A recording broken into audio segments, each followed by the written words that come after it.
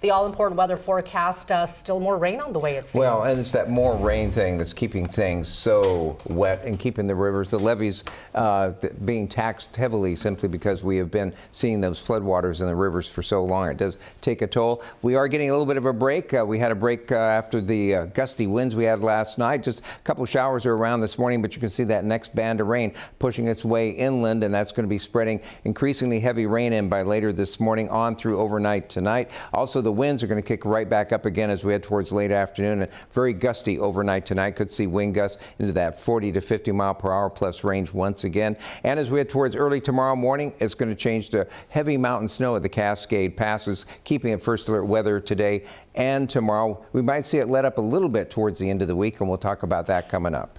And as you prepare to head out this morning, for those of you leaving Pierce County going into South King County, you are going to be impacted by that 167 closure. A lot more cars are on I-5 this morning, and to make matters worse, we have a crash here out near the Fife Curve. So that is going northbound, and of course most of the congestion through that area is going northbound at the moment. We'll talk more about that 167 closure and some other closures throughout our area coming up.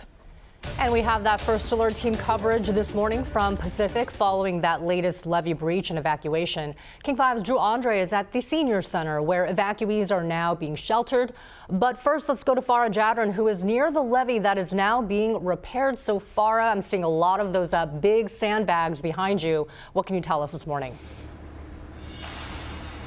Yeah, Christine, these are massive HESCO bags, and they weigh about 5,000 pounds each when dry, and they're just filled with sand. There's about 10 there and another dozen over here that you can see. We got Valley Fire officials here, King County. We got the Army Corps of Engineers all working on this. They have these huge bags up here because this water all pulled out from the Pacific City Park, which is right along the White River. And every winter, it does tend to flood because of rising water or snow coming down or rain coming down. There was a breach. Take a look at this video. This was being monitored by King County officials for more than a week now because of last week and this week's atmospheric river systems, and that water just started gushing out. It had nowhere else to go unless to pool out here onto 3rd Avenue Southeast. We spoke to a lot of people who were woken up in the middle of the night by a lot of chaos and the sound of a helicopter. Open my window, look out, parking lot's underwater over the tires of the pickup truck down our neighbor house. And so I called 911, say, what do I do? And they came out with a boat, got us as far as they could, and we still had to walk through like ankle deep water to get out here. And that person we spoke with grabbed their service dog, their emotional support dog, and left with 2 other family members. Out here on 3rd Avenue Southeast, it is just a pool now. You can see that water swirling around. I saw several officials walking through it. It starts ankle deep, like I am here, but then it gets knee to waist high, and it's possibly even higher. Right here are several homes right up against it. They do have a barrier here, but just about 5 minutes ago, this sidewalk was clear, but you can see this water is now coming up here. So it's only a matter of time before it gets higher and starts spilling into these yards. Like we said, a lot of people have evacuated and they're down at the Senior Center where Drew is. But right now, Christine, it's really about trying to stop this water from going any farther. 220 homes in that immediate area where the breach happened.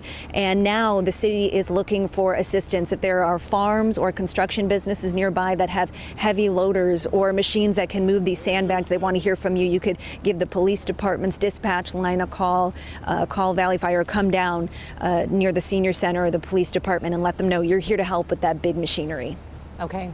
Farah, we're going to stay with you throughout the morning. Thanks so much for the latest update. Definitely a very big concern there, considering those water levels are gradually going up. Thank you so much. We'll check back.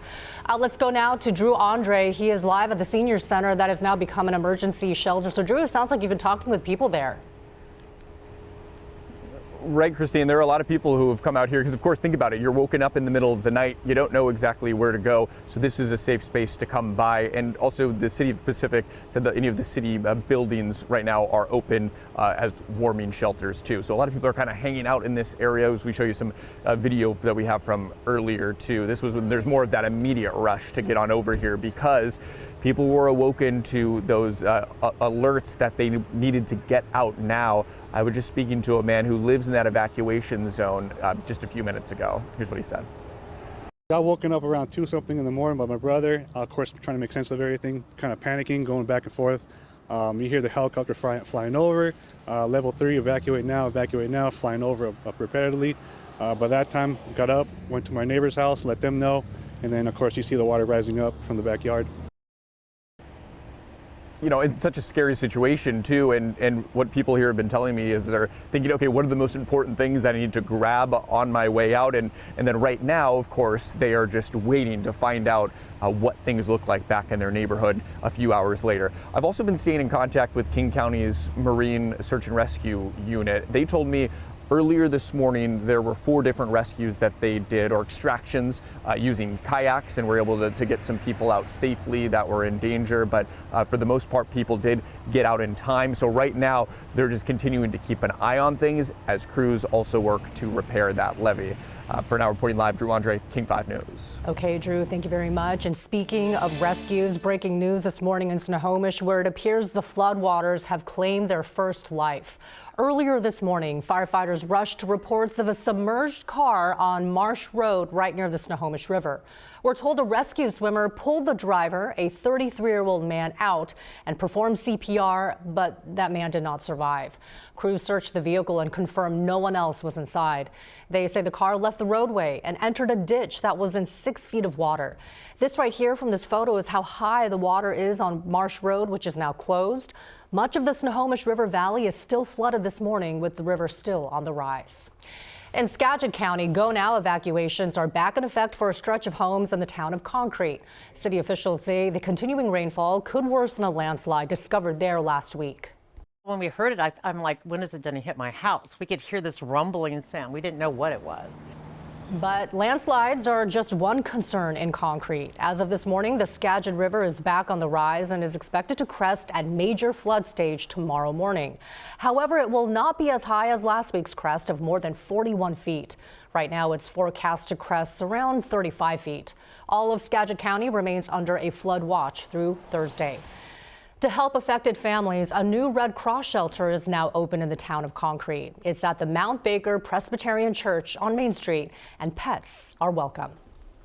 Let's get it back to Rich for a check on this another round of rain. And Rich, when you think of levee breaches at this point, I mean, at this point, the rivers are quite swollen. There's a lot of water that it's been holding for quite a while now. Well, and that's the key is that last part is they've been holding this water for over a week, 10 days, I think. We've seen elevated levels in the rivers, and it wears the levees down. They're earthen, and just after a while you start to see them weaken, and that's what we've been seeing. On top of that, we've had this kind of up and down too as we've gotten these bursts of rain, and that also stresses the levees. So it's unusual to see levee breaks around western Washington, but this is just kind of an unprecedented system in the sense of how long this is lasting, and it is continuing. We're getting a little bit of a break this morning, but a lot more headed our way today. You can see the rain already inside. That's going to move in, turning it into a wet day. So we'll see some rain, heavy at times in the lowlands. Not as bad as last week, but still pretty wet. And we're going to see another round of wind as we head towards overnight tonight. Similar to what we saw yesterday,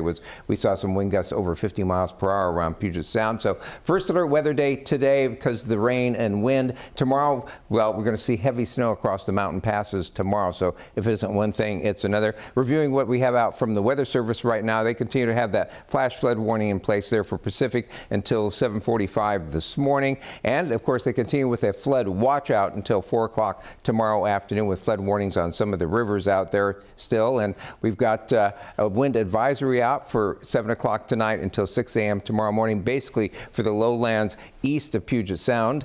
And finally, we'd have a winter storm warning out starting at 4 o'clock this afternoon through 10 o'clock tomorrow night because of the potential for heavy snow across the Cascades. So just kind of a crazy time here. There are some breaks in the future. We'll take a look at that 7-day forecast coming up.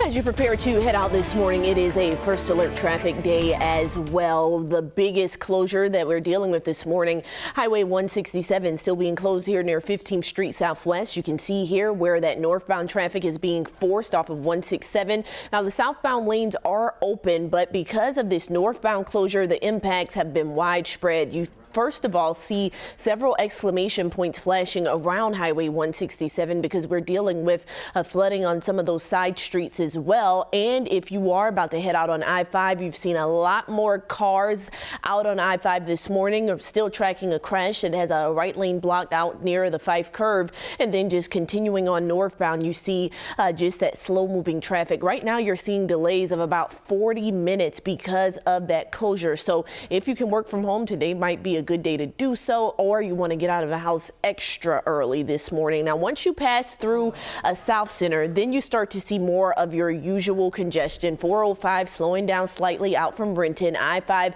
kind of quiet into downtown Seattle and across Lake Washington. No big issues, but we've been holding steady at about 90 minutes from Tacoma to Seattle since about 6:15 this morning. It's about 31 minutes from Tukwila to Bellevue. If you're heading out from Snohomish County, still dealing with several road closures up there as well, but it's just under an hour from Everett to Seattle. But we'll talk about some of these other closures coming up in just a few moments.